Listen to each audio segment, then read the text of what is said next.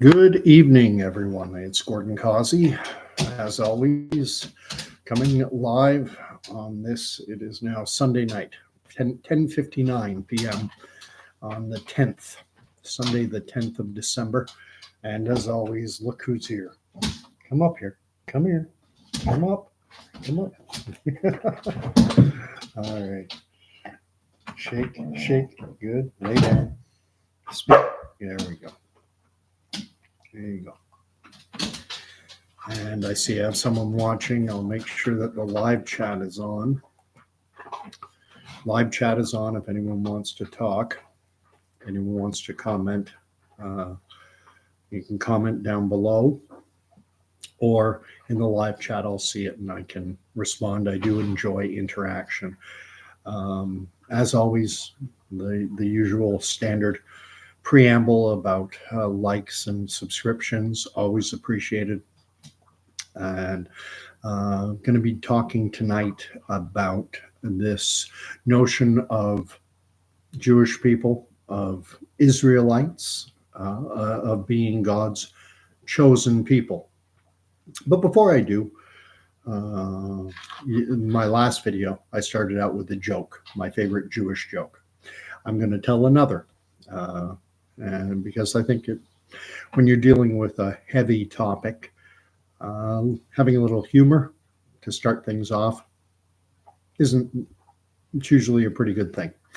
So let's see. There's a delicatessen, Benny's Delicatessen in somewhere in New York. Say it's in Brooklyn. And it's been around for 75, 80 years. And there's an old man, Mr. Zadelman. He's been going in there every day since he was a little boy, ever since it first opened. He's their most famous customer. And the delicatessen is run by Benny. Before him, it was run by his father, and before him, his grandfather. It's an institution in this Brooklyn neighborhood. And one busy weekday, lunchtime, the lunch rush is in, knives and forks and plates clattering, din of conversation going, and old Mr. Zadelman comes in. He orders his standard, his soup, salad, and sandwich. He goes to his table. He has a special reserved table. Everyone knows Mr. Zadelman. He sits down to eat his soup, salad, and sandwich when all of a sudden he yells out, "Benny, Benny, get out here. I need to talk to you." And Benny's behind the counter. He's like, "Mr. Zadelman, it's the lunch rush. I'll be there. Just give me a few minutes." Mr. Zadelman, quite indignant, says, Benny, right now, I need to see you this second." And Benny says, "Mr. Zadelman, it's the lunch rush. Just give me a couple minutes. I'll be out there as soon as I can." And Benny, "I have been coming here since your grandfather ran this place. Come out here, Benny, right now. I need to talk to you." So Benny gets things settled. He gets everything, takes a few seconds, and he rushes out to Mr. Zadelman, and half out of breath. He's like, "Okay, Mr. Zadelman, what is it? What's the problem?" He goes, Benny, I want you to taste my soup. Taste my soup, Benny." And Benny's like, "What's the matter with the soup, Mr. Zadelman? Is it too hot? Is it too cold? Do we get the wrong kind of soup?" He goes, Taste it, Benny. Taste my soup." So Benny's, okay. He looks down and he says, "Mr. Zadelman, you don't have a spoon." "Aha!" says Mr. Zadelman. I don't know if you have to have a Jewish sensibility to get the joke. I used to work in an office building, and a gentleman didn't work at the same company. Guy had an office in a neighboring unit. It was a Jewish gentleman, and upon finding out that I'd grown up in New York and New Jersey, told me a number of, we used to share Jewish jokes.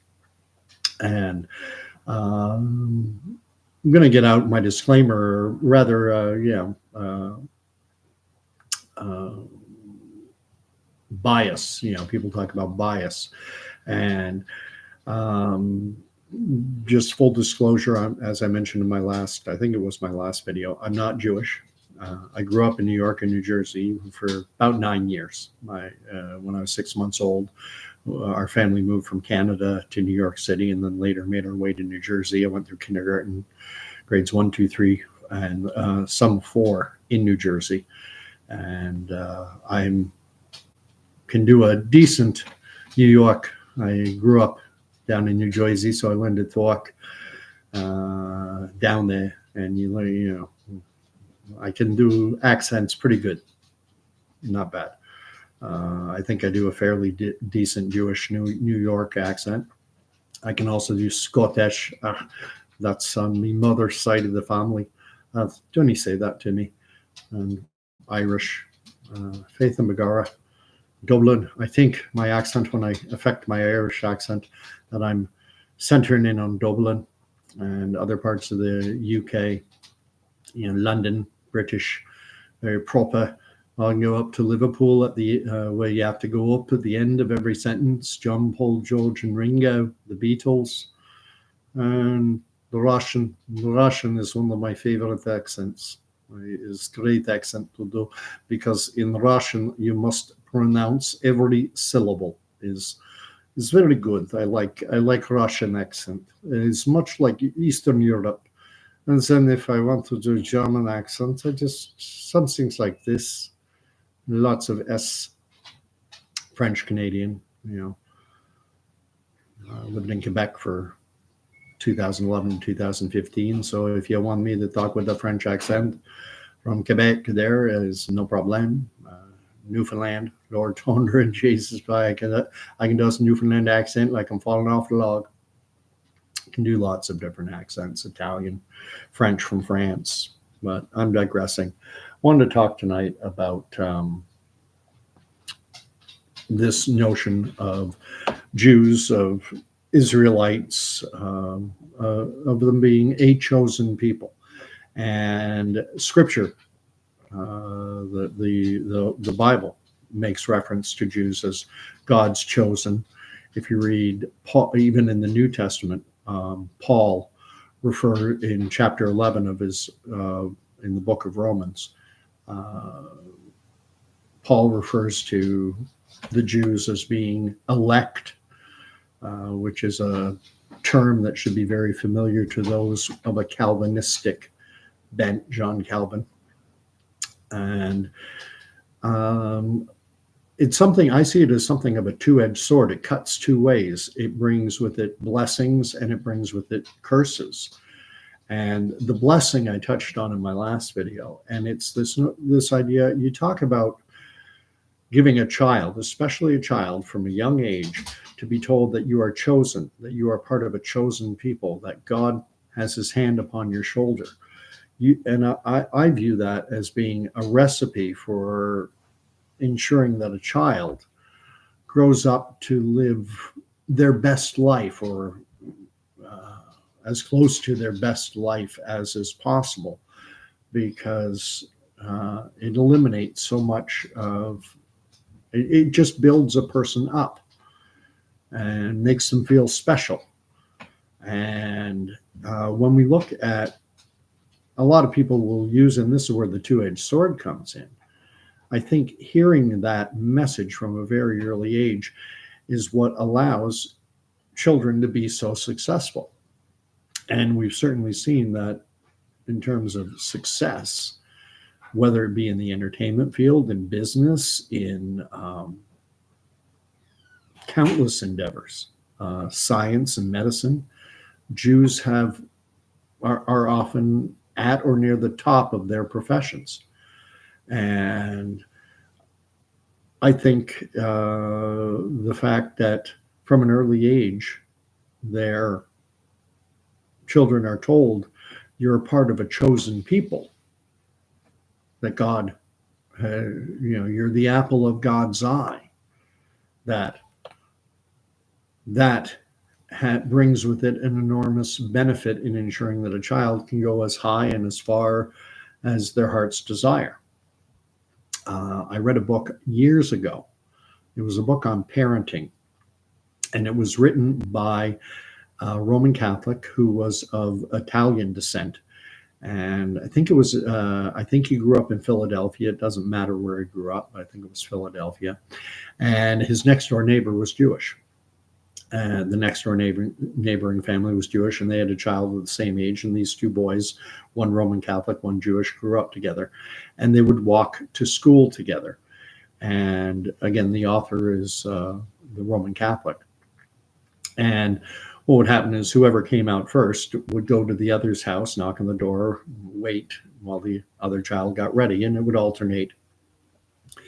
And whenever the Jewish lad would show up at his friend's house, his neighbor's house, to walk off to school, the Italian Catholic mother would always yell, "Don't forget your lunch.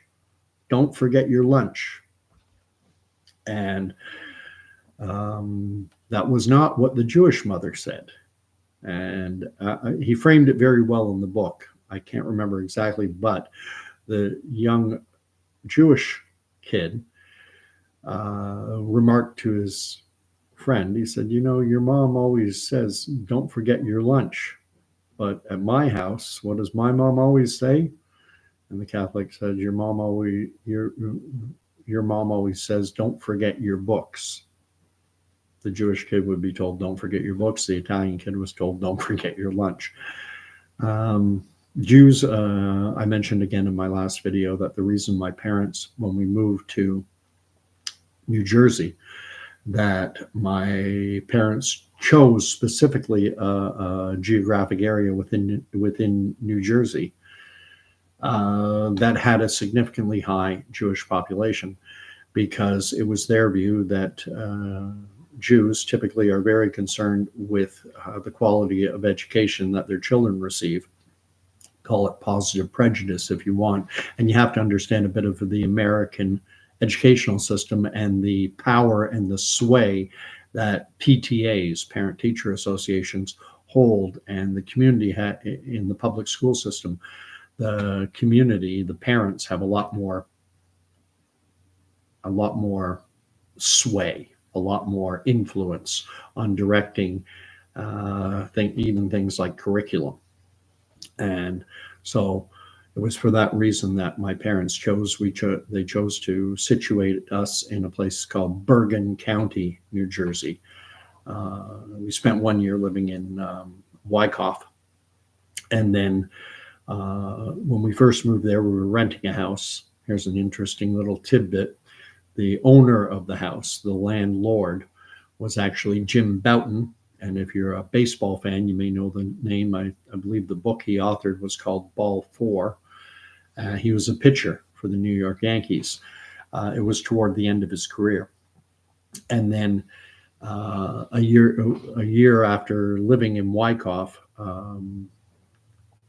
Bouton was demoted to Columbus, to the farm team, to AAA. And he started divesting himself of his real estate holdings. And he was selling the house in which we lived. And my dad was given an opportunity to purchase it. However, the inspection found out that there were termites. So my dad decided, not going to buy this house. And then my dad bought his first house in a town right next door called Glen Rock, which was an amazing little town. And I was curious with everything going on and with the videos I'm doing. And it seems Bergen County has the Jewish population is about 10%, which is significant, but not, certainly not a majority. It's my understanding, living in the United States currently, there are around 6 million Jews out of 330 to 340 million. So it's a very tiny percentage of the overall American population. Israel has about 6 million Jews living there. They're about 80% of the population. But getting back to this whole notion of being chosen, and the benefits, I think, are that it's just an amazing affirmation for a child to make to himself, to be told and to believe and to think, I'm chosen. And again, I think it's a recipe to spur a child to ensure that they live as close to their optimal life as possible. The downside, though, is that people see Jewish individuals holding disproportionately, perhaps, the positions of power and influence and the wealth, and jealousy cuts in. And jealousy is a dangerous, dangerous emotion. I mean, you can go back to the Bible, you can go back to Genesis and Cain and Abel, and it doesn't frame it in this context, but you can almost look upon it and say Abel was chosen, Cain was not. Abel made sacrifices that found favor in the eyes of the Lord, whereas the Lord looked less favorably on the sacrifices that Cain was making. And what did Cain do? If you know your Bible, you know that Cain killed his brother. And when you look at the success that Jews have had, whether it be in the entertainment business, in finance, in science, in medicine, Albert Einstein, there's a prime example for you. Now, would Albert Einstein have been Albert Einstein if he hadn't been infused at an early age with this notion that he is part of a chosen people? It's a moot point. We'll never know the answer, but I certainly think it is a huge contributing factor to why Jews have been so successful in the world. The downside is that it spurs jealousy and Cain-like sentiment, as we're seeing in spades now. I mentioned, again, I think it was the video of yesterday, it might have been a different one, about Harvard, University of Pennsylvania, and MIT. And they're the presidents of those schools. I believe, I know with the University of Pennsylvania, it was the president of the school. And as I understand it, she has since resigned over her remarks because she was being grilled by a U.S. Senate or congressional committee. There was a hearing going on, and there have been individuals advocating, protesting, and calling for the genocide of Jews. And she was asked if this constituted harassment or hate speech, and she deflected.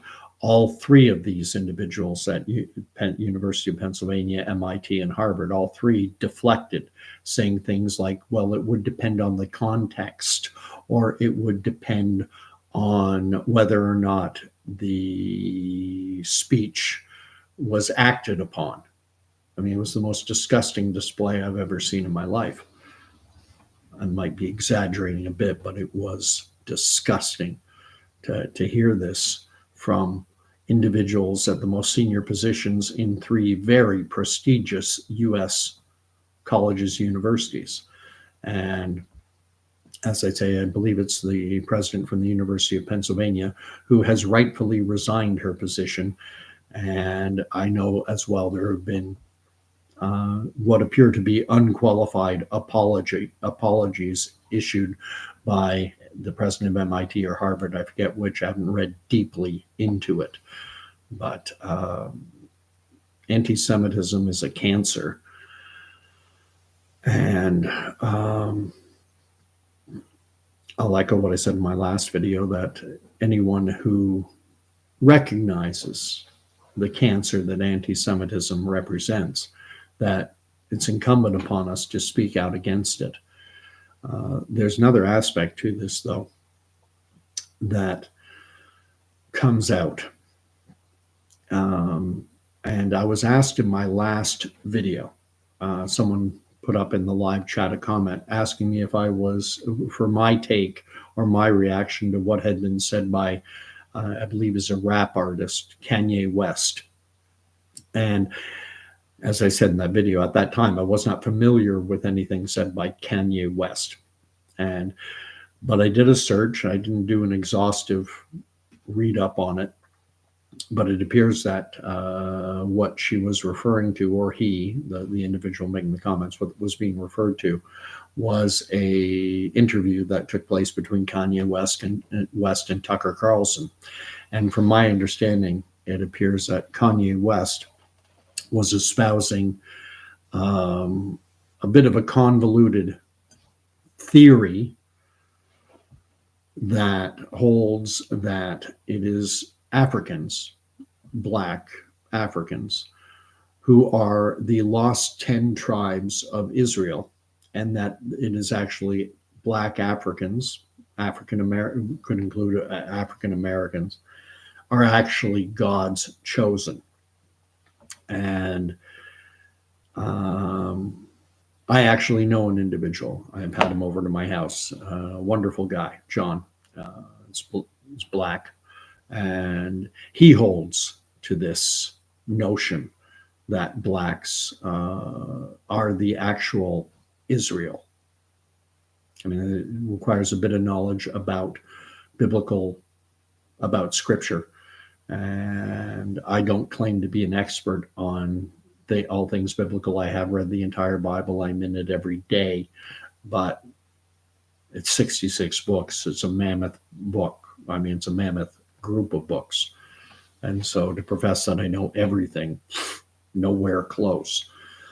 But with that being said, Joshua and the people of Israel, the Israelites, crossed over the Jordan into the promised land, and eventually they set up the kingdom.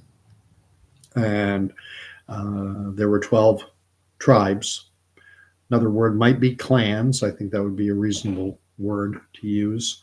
And Israel was the name given to Jacob. Jacob had 12 sons. Each of his 12 sons, their descendants, were then given certain boundaries, certain portions of the promised land. And there's Gad and the Gadites, and Dan and the Danites, and etc., etc. Judah and the Judahites, and Benjamin and the Benjamites. And there were 12 tribes. And eventually, after King Solomon, the kingdom split in two, and there was the northern kingdom of Israel and the southern kingdom of Judah. And first to be conquered was the northern kingdom of Israel, and by the Assyrians. And that's where you get the lost tribes of Israel, these 10 tribes that basically vanished. And all that remained of the Jewish people in the promised land were these kingdoms of Judah. It was called Judah, and they were the Judahites, or the Judites, or the Judeans, and the Benjamites. The other 10 tribes basically disappeared, the lost tribes of Israel.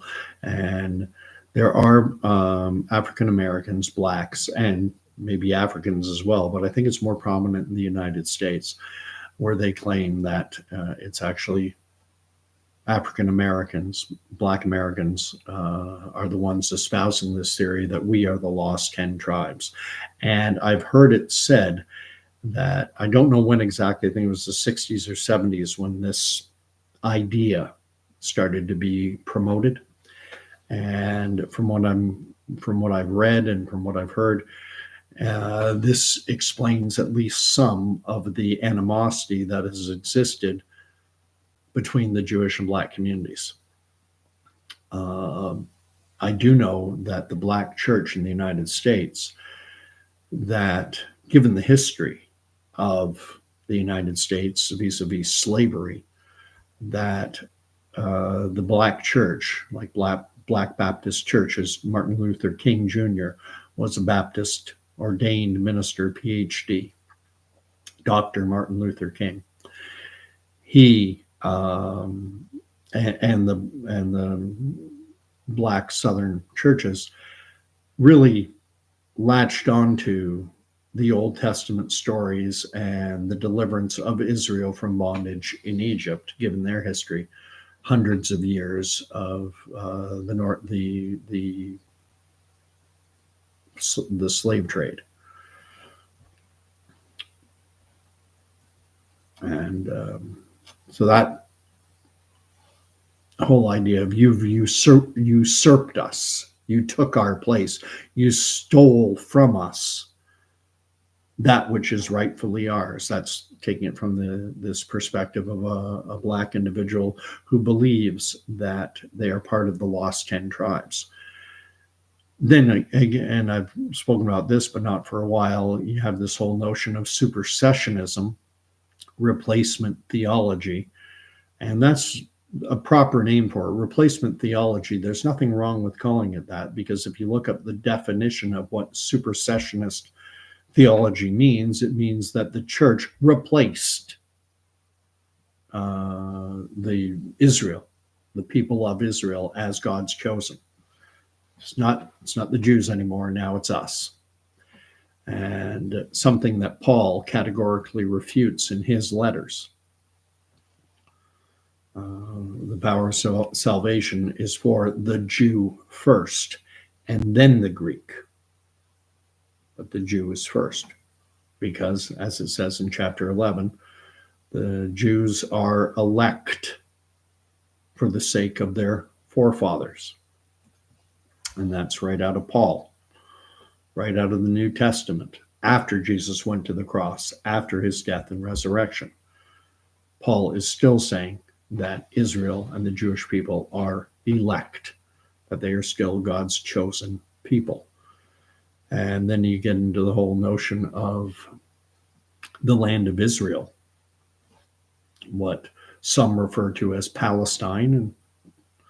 And a name is a name is a name. I mean, I find it curious. Once a name gets stuck on something, it can stick around for a long time, even when it no longer applies.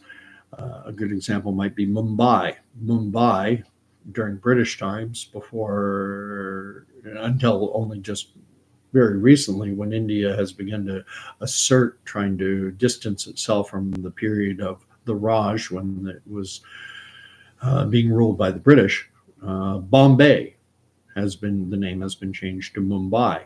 But interestingly, India, the name India, that's the name that Great Britain gave that part of the subcontinent. They called it India. Did India refer to their land as India? No, they called it Hindustan, land of the Hindus. This is Stan, I believe, is translated into English as the land of. So Hindustan, land of the Hindus. Turkmenistan, land of the Turks. Kazakhstan, land of the Taziks. Uzbekistan, land of the Uzbeks. Afghanistan, land of the Afghans. And it's a Kurdistan, land of the Kurds, which doesn't exist anymore. It's an interesting little point. I would love to hear from anyone who can tell me of a case where a people 2,000 years removed from their living in a specific land, who've been cast out from it. I'd love to know of a point in history anywhere else where those people have returned, their descendants have returned. And this speaks to a lot of the racism, and racism isn't the right term, because being Jewish is not racial. There's a racial component to it, but the best way I've heard Jewish people is defined as an ethno-religious group.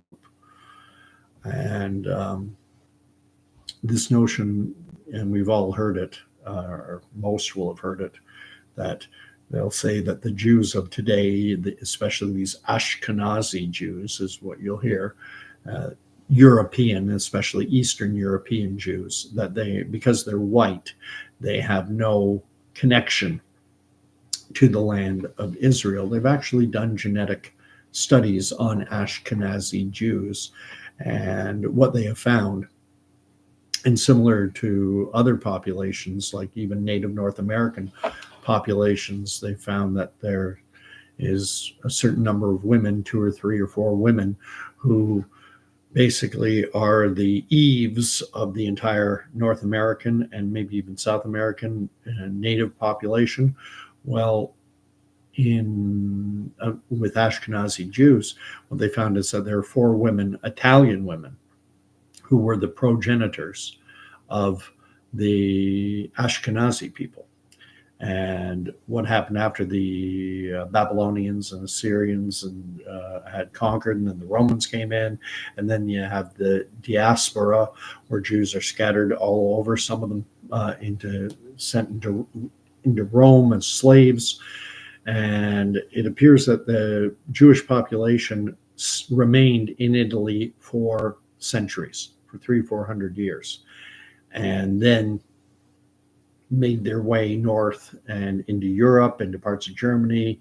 They made their way east into what's now Russia, Ukraine, and all while maintaining their Jewish traditions, their Jewish alphabet.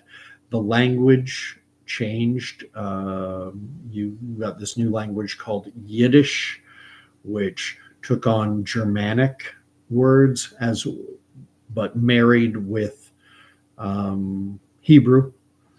And speaking as being bilingual myself, je parle français, c'est ma langue seconde, c'est ma langue deuxième.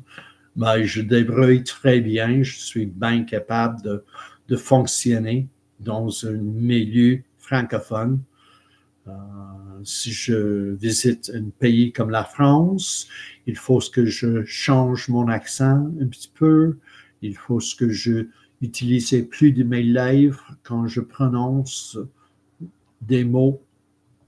But at any rate, knowing 2 languages helps. I know a bit of German and a little bit of Spanish. But when languages, you look at French as it's spoken in Quebec, and there are a lot of anglicisms in the language. The English has been blended into the French. I work with a young lad who's French, and on jase un petit peu en français de temps en temps parce que j'ai besoin de la pratique. I need the practice. I like to keep my French working. And I'll make a remark and he'll want to say, me too, me also, me as well. But he goes, moi tout. Moi, French. Tout, English. Doesn't say moi aussi. It says moi tout. And there are lots of examples of that. It gets even more pronounced if you go to New Brunswick with the Acadian population who live on, there's a part of New Brunswick called the Acadian Peninsula. You have cities like Bathurst, which is very Anglophone, Caraquet, which is very Francophone, Shippagan, very Francophone, Tracadie, Lamaique. But because of the heavy influence of English, you'll hear things like "Jette ton stuff dans mon car, on va driver sur la road." And you get down to Shediac, and they even call it Shiak, because the amount of English is, it's darn near 50-50. And when you look at the Jewish population that emigrated, the diaspora, they became, their Hebrew language became heavily influenced by the forerunners to the German language, to Germanic-based languages, and the language morphed, and it changed, and it became a dialect, which is referred to as Yiddish. And most of us know some Yiddish words, yuts, putz, those are Yiddish.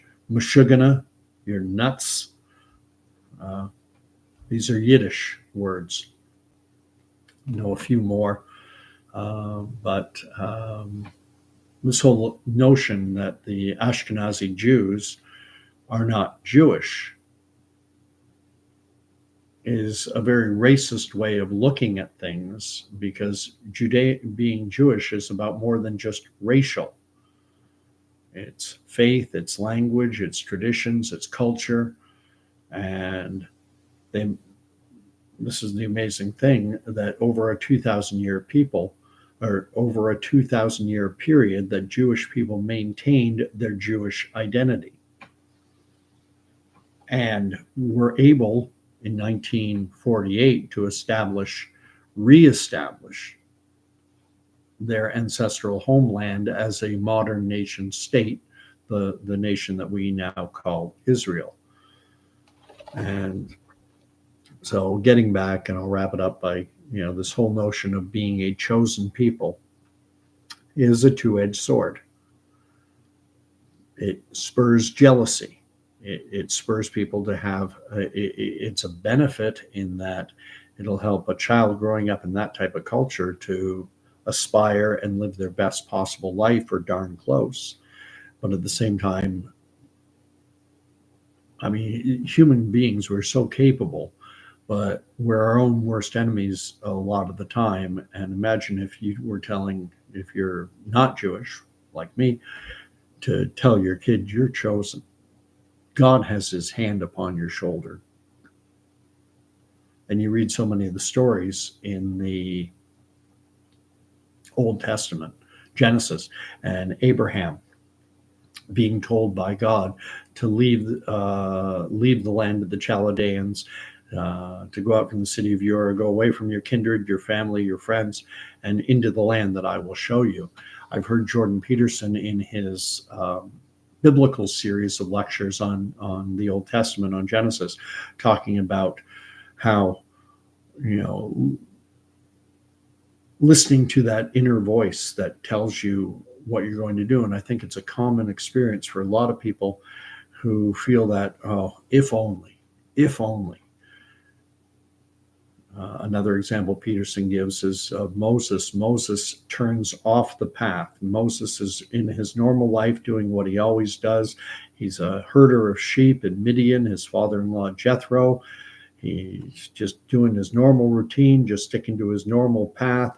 And then he sees off to the side, he sees a bush that is burning but not consuming itself. And he leaves the path, he leaves his normal routine, and he goes toward that burning bush to investigate. And how many people have had an inclination to reach for the stars, but then how many parents often will say, well, it probably won't work out for you. Now, and I'm not saying parents do that out of a sense of that they don't want their children to live their best life, but this kind of thing becomes ingrained. As you get older, you get hit with disappointments, and so you don't want your children to have disappointments. And so parents will sometimes say to their kids, well, don't shoot too high. Imagine hearing you're chosen, you're part of a special race. Sorry for the word race, but you're part of a chosen people. Reach for the stars. You can do it. God is on your side. What a great message.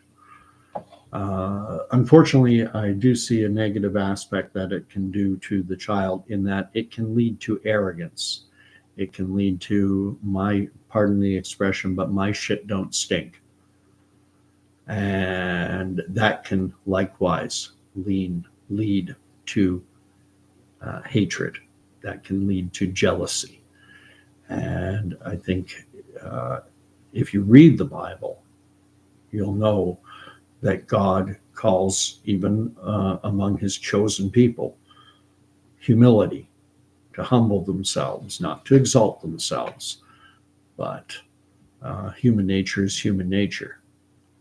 And within the context of this current conflict that's going on in Israel, this is such a trying time, because I've said it many times, Israel is not perfect. Benjamin Netanyahu is not perfect. Obviously, Hamas and the Palestinians are not perfect either. And everyone who's watched this channel should know that I stand firmly with Israel while fully acknowledging that they're not perfect. The one thing that would end this war, I've mentioned it before, Hamas needs to surrender, to order its fighters to lay down their arms and to release all the hostages. And then Once that has happened, then an international team can go in, ensure that Gaza is demilitarized, and then they can bring in. There's tons of humanitarian aid just waiting to go in.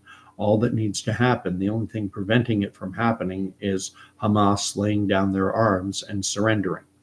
Am I hopeful that such an eventuality will happen? Not in the least. I do not think Hamas has any. They don't care about the welfare of the people living in the Gaza Strip.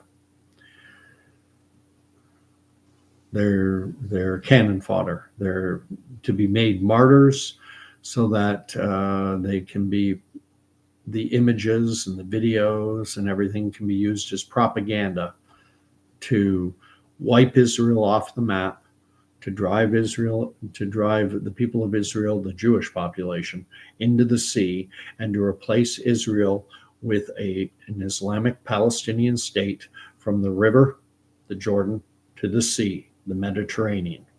I was watching I'll end it finally. Sorry. I'll end it finally. I've been watching a number of videos put out by a gentleman by the name of Dr. Henry Abramson. Abramson, Abram, like Abraham, but before he became Abraham, he was Abramson. And he's a professor of Jewish history.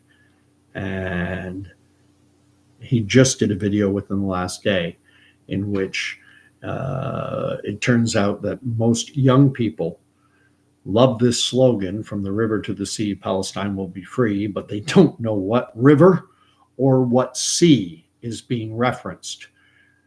Some think it's that the sea is the Atlantic Ocean. Some think that the river is the Nile River or the Euphrates River. Well, no, it's the Jordan River to the Mediterranean. And when you look at that on a map, that is the nation, the Jewish nation state of Israel.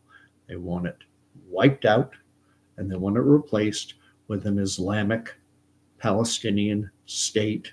Hamas, Hezbollah, Houthis, all at war with Israel. They are all sponsored by Iran.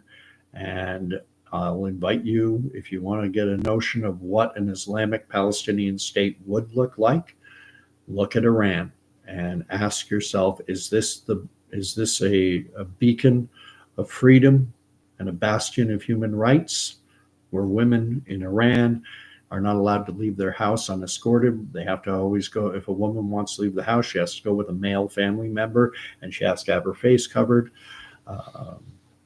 And there are my views on the whole LGBTQ business notwithstanding. Israel celebrates Pride.